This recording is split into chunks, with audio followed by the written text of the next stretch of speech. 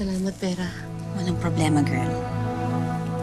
Nakausap ko na yung security. Ibibigay na daw nila yung footage. Kukunin ko na lang.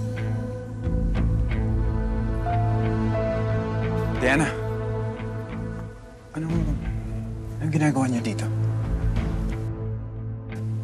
Pasensya na po, sir. Di ko po napaalam. May kukunan lang po kasi silang footage sa office ni Diana. Baka sakaling makatulong para mapawalang sala si Diana. Oh, matagal na namin nakausap yung lawyers niyo. Wala pa bang binibigay yung security natin? Wala pa po eh. Bakit?